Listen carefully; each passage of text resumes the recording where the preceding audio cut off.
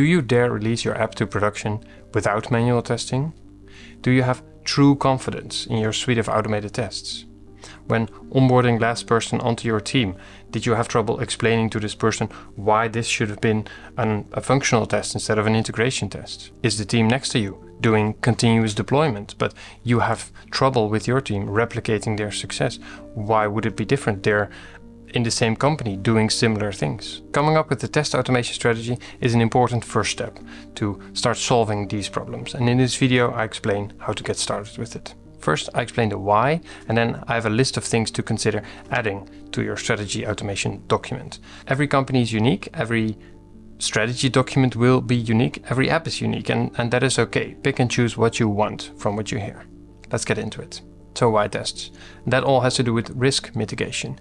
You want to make sure the value that the company wants to get and the value that the user wants to get is actually being delivered to them.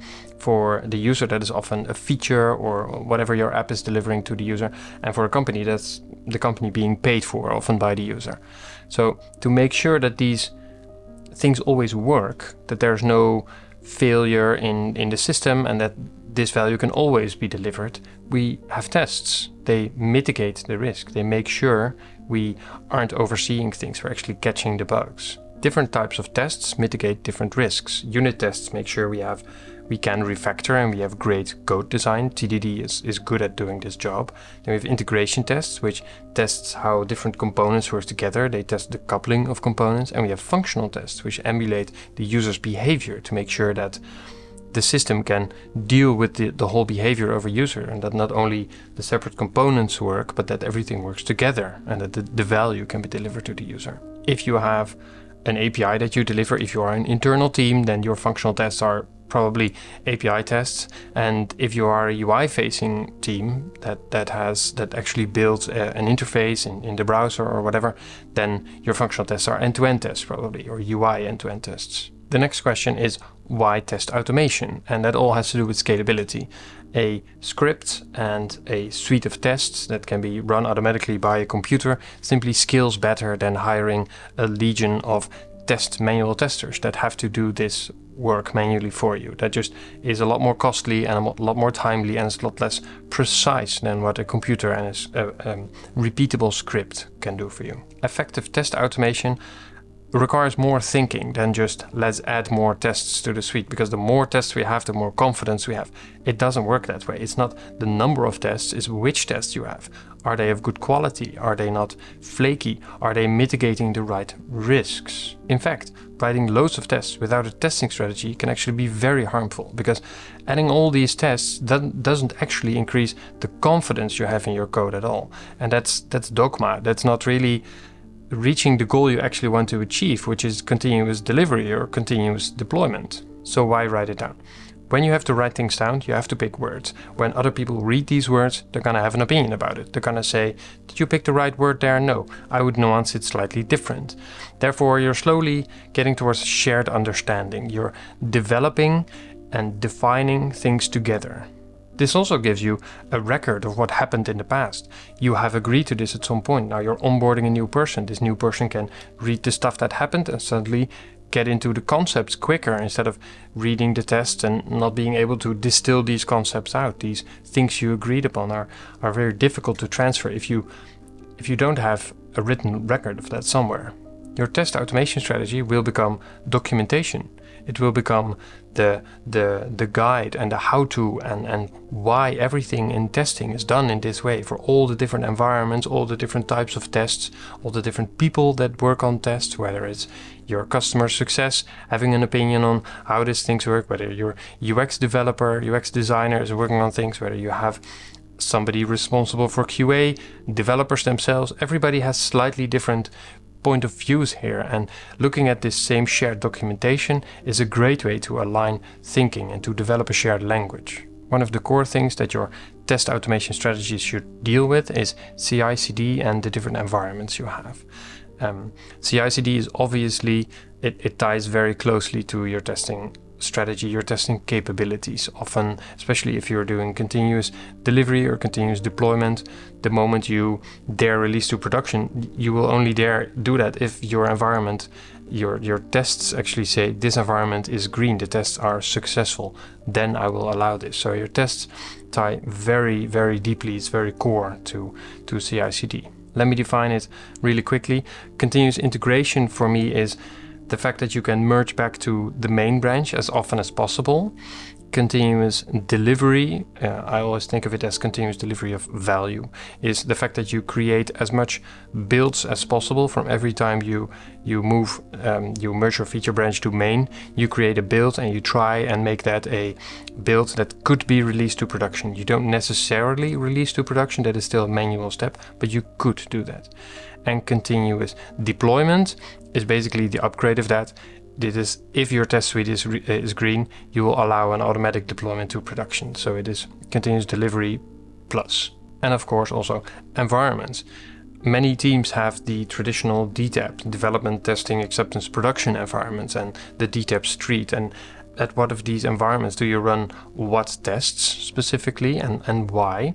Your testing strategy should specify these things. Also common nowadays is to have throwaway environments. You have your local development environment, you have a production environment, and every time you create a feature branch, a new environment is spun up, and you will be able to commit to that branch, and that will be automatically deployed, and from that moment on, the tests will also run on this. And when they're green, you could merge it, and when that's green, you could release to production. Many people are struggling nowadays with whether keeping a separate environment, for example, a testing or an acceptance environment, is actually worth the cost. Cloud costs are also a thing depending on the software you're working with, and being able to test on that if you deliver a software as a service specifically for that is very custom and unique in a certain domain, then yes, your client may test. But if you deliver value to many different customers that all pay 50 cents a month, then are you actually going to ask your client to test your software before you release it? No, you'll find a way to release it to a small percentage of people slowly and then move on. Your testing strategy should specify at what time, on which environments, what tests should run and why. Then you can really get an overview of, okay, so the unit tests are being run locally and they're being run when I create a new merge request on, I don't know, if we're working with GitLab, it automatically runs because I use the GitLab pipeline feature or something like that. And yes, we can, when developing on it, run the functional tests locally, but we usually don't. We only run them on the testing environment. And for production, we have a set of smoke tests, which is a subset of those functional test suite that we have, because we run an e-commerce website and the checkout flow is very important to us. Your testing strategy should also specify which capabilities you have, which is often related to your CI/CD or your environments. A capability can be something like when one test fails, you don't want to be forced to rerun the entire suite when you're working on it. You want to rerun this one test while you're fixing the code or the test if there's a bug in the test itself. Running just this one test will save you lots of time, and it shouldn't only be possible, it should be very easy to just rerun this one test. It should be a very common thing to do. Another capability is all your unit tests should be able to finish within a minute, or to set a higher goal, within 10 seconds. That's actually quite a common and achievable goal. Another one is the one I've mentioned before. When doing continuous deployment, you want that to happen automatically only if the test set is green, if all the tests succeed. And if they don't, then you want the deployment to fail or the deployment to not go along. These capabilities should be specified in your test strategy. Another capability could be when a suite fails on an environment that you want to know. It's not just locally, it's on your test environment that you receive a notification on Slack in the right channel and you get tagged, and preferably even with a link to the source code and the actual error message, or this test name failed, so you know exactly where to look, and it actually saves you time. Another common thing to list are the software choices. Which frameworks, which tools, which things are you using to build up your test suite, to create your environment, to create the CI/CD pipelines that you have. We're using Jest for unit tests, we're using GitLab pipelines, or GitHub Actions for these kind of things. We're using Cypress for end-to-end tests. We're using, Postman for API tests. There are all kinds of technologies that you can choose that should be listed. And if they're not very common choices in the language framework or the whatever environment you're working on in your programming language, if you're not doing Jest but you are doing JavaScript, then that's the most common choice. You're not picking the obvious one. Why is that? You probably want to mention the why, and there probably was some research, some arguments here and there. You probably want to specify that. Another important thing to consider is different risk factors, risk mitigation, and return on investment. You can look at this from two perspectives again. There's the business value that you're trying to deliver, and there's the user value that you're trying to deliver. You may have different user personas. Your UX product owners or your development team may have personas, and that is something that the personas, you can look at how different personas use the software, what value they gather from the software, in which way they do it. Sometimes they have different value, different features that they come for. Sometimes they all come for the same feature but from a completely different route. That is something to consider. Is one persona more valuable than the other because you have a persona that is the big spender at your company? Do you want to write more tests for them? Do you want to write different tests for them? Do they all have a similar value, and doesn't it really matter? And many companies, of course, have a very direct way of making money with an app. If you have an e-commerce website, then there could be literally a checkout flow. There could be a way to pay, and if that isn't working, then the company isn't earning money. So you better have a suite of tests that takes care of that risk. So ask yourself, how is your company making money? How can you mitigate that risk? Where do you want to prioritize your testing? That's actually a very important question to ask. Smoke tests, as I define them, are a subset of your functional test suite. What parts do you make your smoke tests? I think what I just discussed, the most valuable thing, the thing that might cost you money, is the biggest candidate to turn into smoke tests. And if you look at this from a return on investment perspective, spending your time as a software developer writing these tests, some tests have a very high ROI as opposed to others. And therefore, it's a good idea to prioritize them.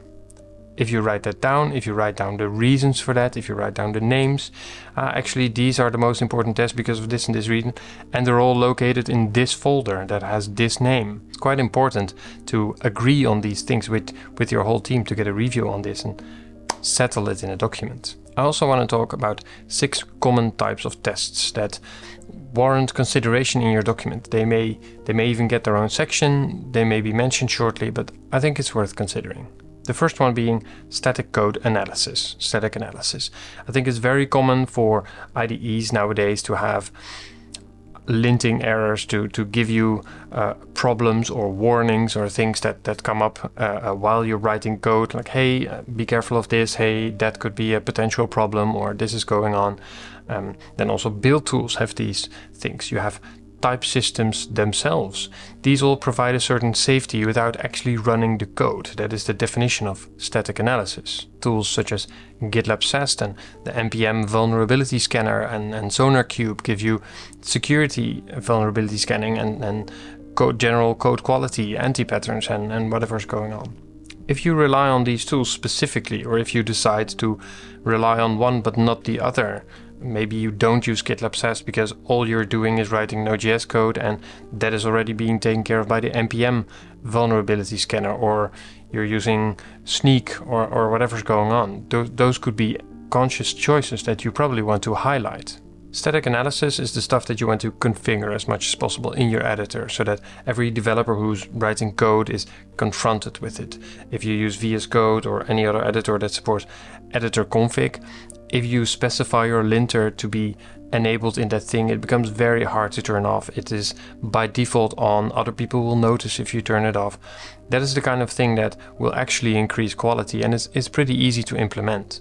It's a good idea to, especially in the beginning of projects, to force the use of warnings as errors, whether that's linting errors or type system errors or whatever. The moment you wait with that, or you don't do that for over a year, then at some point you'll have 25,000 errors or not errors, warnings that you're unable to fix anymore. That realistically, that's not going to happen anymore. But if you start well here, then you have an advantage of being needing to fix them, preferably even on a pre-commit hook, for example, in Git. If you are forcing yourself to fix them before you can commit, then the code quality by default will just be higher.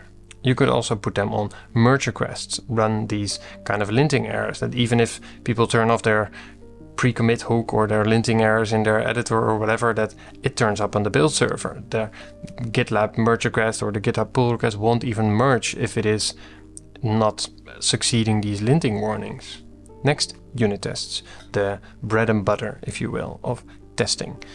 Unit tests for me serve a slightly different purpose. Yes, you can mention them in your test automation strategy, but I wouldn't focus too much on them, because unit tests, if you look at it from a test-driven development, the TDD context, unit tests have a different purpose. They serve the fact that we can refactor. They help us to write great code in terms of code quality and good code design. They help us think of interfaces and separation of concerns and coupling before we write the implementation. So unit tests have a different purpose. They are not there to mitigate so much risk. I would rather have that in integration tests, which give me a lot more certainty, or with Cypress with end-to-end tests, stuff like that. That will give me even more confidence that the tests are actually using the same actions that the user is. Therefore, I have more confidence that it's representative of what's going to happen to my application. Unit tests have lots of value, but it's different value. It's again the TDD kind of value. It does have value on things like edge cases. If you have a validator of an email address or whatever's going on in your application, then that's probably a unit test level thing. You don't want to test all the 1,000 different ways you could do an email address wrong. You don't want to test that on end-to-end or functional level. That's a way expensive, a very expensive way of doing things. But if you test it on a unit, you have very quick feedback. You took very little time to write that. It's a very cheap way of getting quick feedback. Another tip for unit tests is to cover only what is actually valuable to cover. I don't want to aim for a unit test coverage of 100%. That doesn't make sense. There's many pieces of code like glue code or code that doesn't actually have an implementation, code that doesn't have logic, no branching. If you just have a few function calls and you're just piping some data, but you're not actually doing anything with that data, you're just calling other functions located somewhere else, and you should test that stuff and not necessarily the function you're looking at right now, because there's no implementation. There's only one path through the code. There's no logic. This is fine. Let's not test that. That could be considered glue code. You might want to list things that are unique about unit tests. Maybe you name your files differently that if they're unit tests, or maybe you name your files differently if they're end-to-end tests or functional tests. Maybe they're located in a different folder, then that might be worth mentioning as well. Next up are integration tests, and for me it's a bit more difficult to give you generic advice on integration tests. One of the biggest challenges with integration tests is walking the fine line between adding a mock or not adding a mock. You always have this choice. Do you add the mock here and don't actually include this module? For some of these it's very obvious. If you have to make a network call, the cost may be too high. Let's mock that.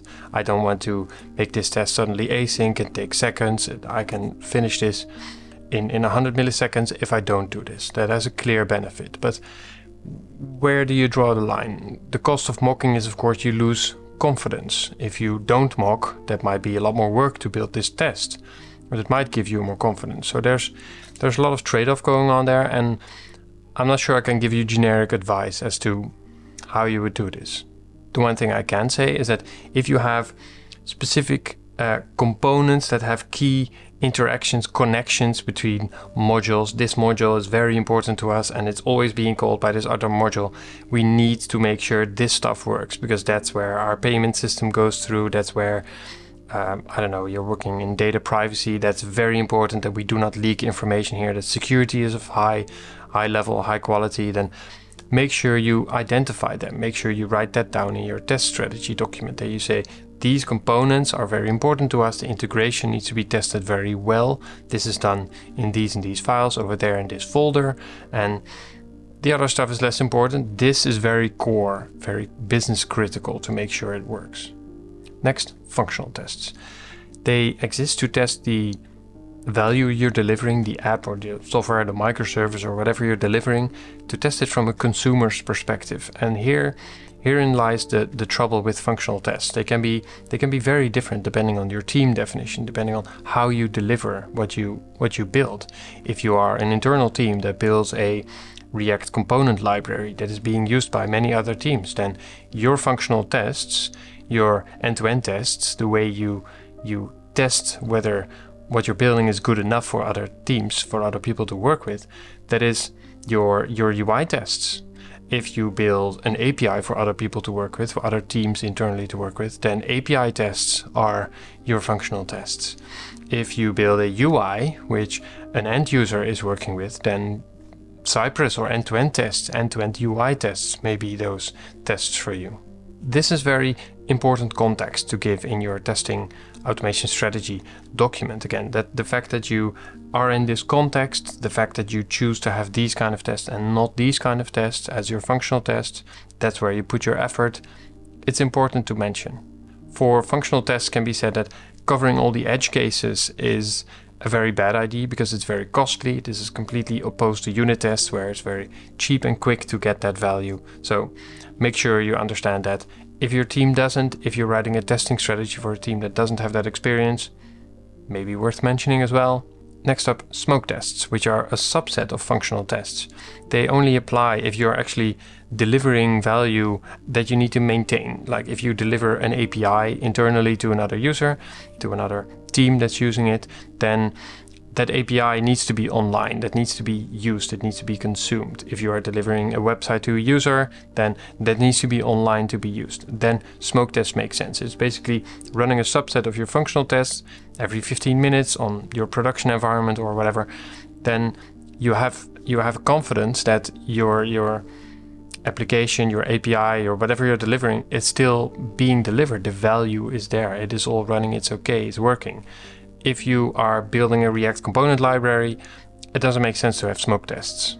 If you have smoke tests, you should define what the core of your application is. You should define why that piece is business critical, since you want to run them as often as possible to get quick feedback. You don't want to run the entire functional test suite. That would be too much. So how do you get this feedback quick? Make a subset. You need to define what core is. And you need to explain when you make that definition. This is core because if we don't have this, then we cannot make money. This is core because users only come for this big feature. Yes, we have 100 other features, but this is really the key thing that our users want. So that is what we define as core, because our personas, our UX research, whatever's going on in your specific situation. And lastly, manual testing. Now, I may have a controversial opinion here. Fair warning, manual testing is often the thing that is in the way of continuous delivery or continuous deployment.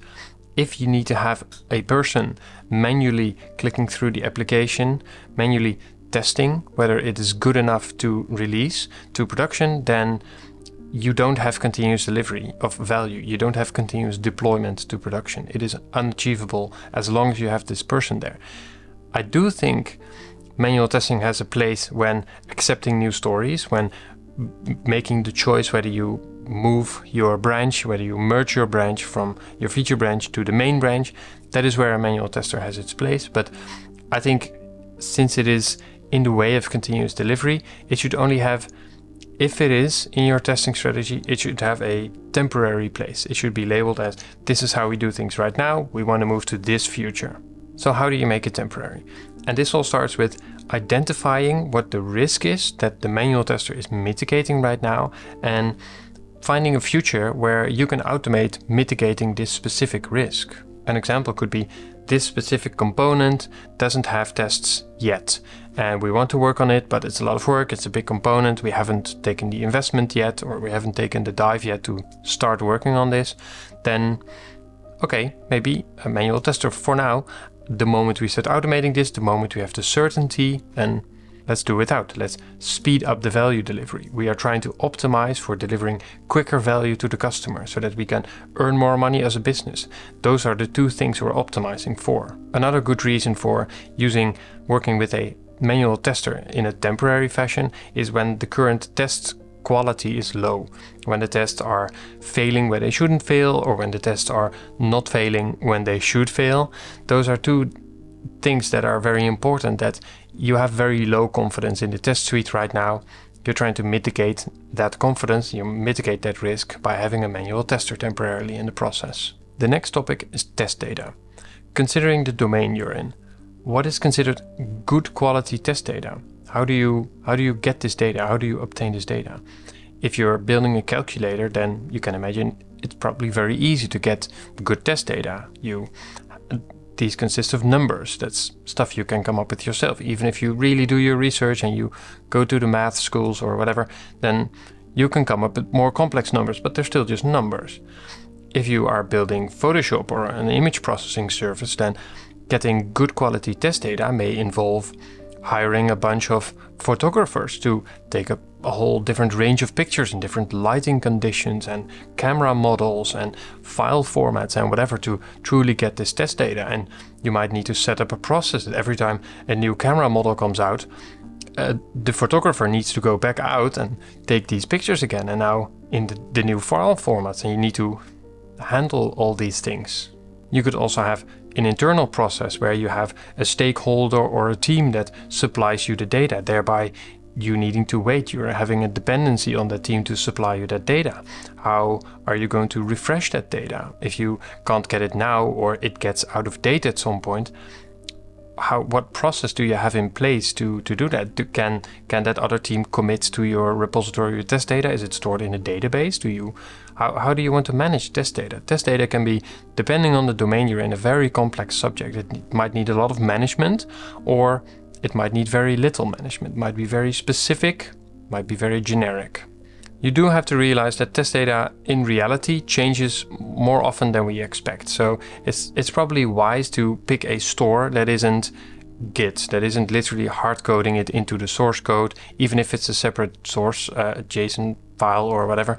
That it's going to catch up with you at some point, probably. If only because the people that are giving you or supplying you this data might not know Git. They might be of a different department. They might not be software developers at all. There might be a designer coming up with test data because the UX researcher has interviewed the users and figured out, actually, this persona is now doing this and this. I received some data. This is how they're using it. Can I commit this? Yes, you can do that as a software developer for that person. Why not give that person an interface to update the test data themselves if this is happening more regularly? Another related topic is credentials, users, authentication, permissions, stuff like that. If you have different users with different roles, so you have a reader, a writer, and an admin in your application, how do you manage these credentials? How do you test for these different scenarios? You can have different suites, different features for these. That makes sense, but what happens if you have a user that can do a checkout in the checkout flow and these credentials leak? Could anybody who has these credentials order unlimited things if they have the fake credit card number that your test script is using? Could anybody order them for free, anything, and just get it delivered at home? That's the kind of risk you want to mitigate. You probably have an idea about this. If you have a checkout flow, why not write down the strategy in this strategy document and say, we're doing this to mitigate this risk. The risk is this big, and we have solved it in this specific way. And just as with storage of the test data, storing these in a database and rotating the credentials every now and then might be a very safe solution here to prevent this one string leaking and then you having to actually change code to production. And lastly, I have 3 rules for sustainable confidence. And with sustainable confidence, I mean you have confidence in your test suite when you start adding tests to it, when it fails, when it should fail, when you have a problem and then in production you write another test for it, and then you slowly build up your confidence. How do you keep this confidence over time? How do you not lose it? With every test that you add, you might lose confidence, you might gain confidence. Not all tests are good. Simply adding tests without knowing whether they're actually adding value for you is probably slowly turning your test suite code base into a big ball of mud. So how do you identify the good from the bad? How do you have a system in place by which your tests only get better over time? Your entire test suite gets better over time. The first rule is when you find a bug and you don't have a test identifying exactly that bug, you need to write a test for it before you fix the bug. The type doesn't matter, whether it's a unit test, an integration test, or a functional test. First, you need to write a test, make sure that test fails, identifies the bug, then you can fix the bug. You can write the implementation for that. If you have a test that is supposed to fail but is not failing, so you have a test that tests the bug that is now, then the bug is in the test itself. You still need to update the test. It's just the fix is not an implementation fix at that point. Rule number 2 is keep track of false positives. False positives are when a test failing that shouldn't fail at that point. When you have a feature that is being tested by a test case, that feature is fine, this test is failing. It's giving you a false positive. It has a reason for failing. It could be flaky, it could be async, it could be whatever's going on, but it could also be another feature that is failing.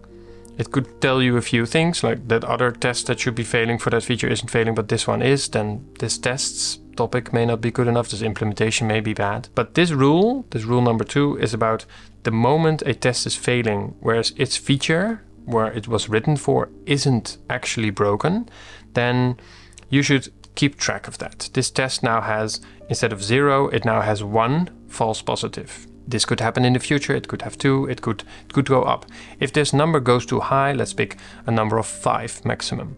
The rule is if you have more than 5 false positives on a test, you have to delete the test. Because at that point the test is lying to you. The test doesn't give you the value it promised to do, it is only costing you time.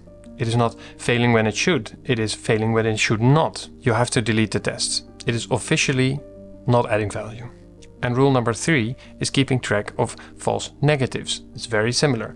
Every time a test is not failing when it should fail, so you know a feature is broken and the test that should be testing that feature is not failing, then you know the test is broken. The test is of little value.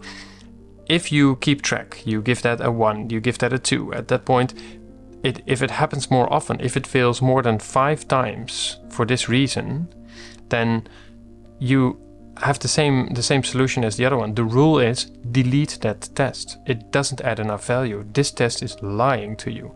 It's attempting, it's supposedly giving you confidence, but it isn't. It's costing you time instead. This is actually quite common. You have done a manual test, you're working on some feature or whatever's going on, you know this feature is broken, the test that is supposed to test it is still fine, it's still green. If this happens too often, if this happens more than 5 times, let's pick that as a threshold, then it is now too little value. Delete the test. These rules may seem very hardcore. They may seem, but why are we losing this test? We spent time on writing this stuff. The thing with this is you have to realize every time you ignore this rule, every time you don't delete the test when you should delete the test, every time you do that, you slightly lower the confidence you have in your test suite in general. If you do that too often, you cannot rely on your test suite anymore. Your confidence in your tests will be gone. It will slowly erode away. And at some point you will say, I still need this manual tester. I still need, we can't do continuous delivery. We can't do continuous deployment. Our test suite just isn't what we want it to be. Yes, it is difficult to delete code you have written, stuff that should be adding value in theory. But believe me, if it fails too often, it is a lie. It is eroding your confidence and it is preventing you from moving faster.